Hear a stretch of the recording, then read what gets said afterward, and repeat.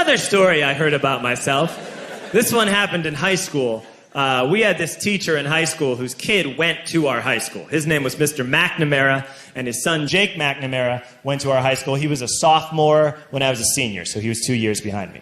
And Mr. McNamara was an asshole. And one weekend, he and his wife decided to leave town, which you should never do if you're an asshole. And Jake McNamara decided to throw a party at the teacher's house. Hooray! And everyone around town heard about it, and we all got up individually and thought, okay, let's go over there and destroy the place. I walked into this party. Everyone I had ever met was there, and everyone was drinking like it was the end of the world. People were drinking like it was the Civil War and a doctor was coming to saw our legs off. It was totally unsupervised. We were like dogs without horses. We were running wild. I walked down to the basement. They had a pool table in the basement. One dude took a running start and threw his body onto the pool table and broke it in half. Another kid found out which room was Mr. McNamara's and went upstairs and took a shit on his computer. So the party was going great. I'm standing in the basement and I'm holding a red cup. You've seen movies. And I'm standing there and I'm holding a red cup and I'm starting to black out. And I guess someone said like, something police. And in a brilliant moment of word association, I yelled, fuck the police! Fuck the police! And everyone else joined in. 100 drunk white children yelling, fuck the police.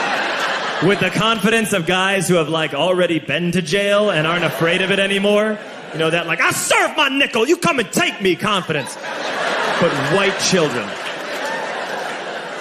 The reason someone had said something police was because the police were there. So a Chicago police officer walked down the stairs and got to the bottom in the basement and looked out over a sea of drunk toddlers yelling, fuck the police, in his face. And he was almost impressed. He's like, wow. And then he leaned into his walkie-talkie and went, get the paddy wagon. And my friend John, who is now a father, this man now has a baby, he grabbed a 40, smashed it on the ground, and yelled, scatter! And everyone ran in a different direction. We all ran in different directions. It was like that scene in Ratatouille when the humans come in the kitchen and all the rats go in different ways. We all ran in different directions. I ran into the laundry room and I jumped up on the washing machine and I crawled out through a window into the backyard, and now I'm running through the backyard and there was this big chain link fence and I thought, I've never climbed a fence that high before. And then I woke up at home.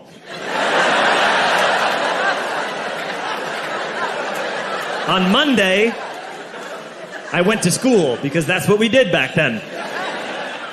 And I'm walking into the school building, and who do I see but Jake McNamara?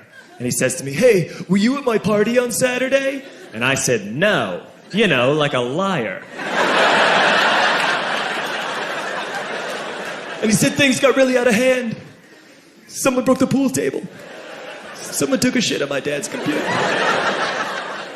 But the worst thing, he says, the worst thing is that someone stole these old antique photos of my grandmother, and my parents are freaking out about it. And I had that thought that only blackout drunks and Steve Urkel can have.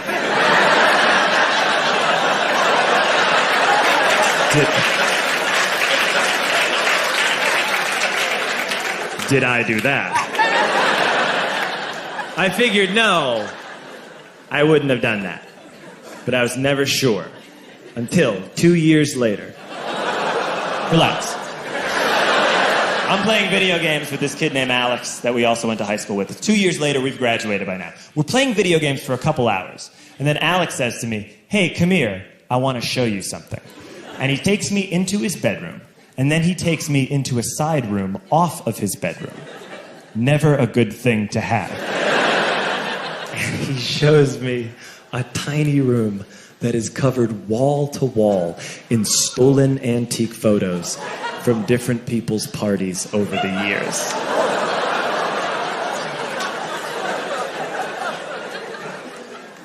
said, why? Why do you do this?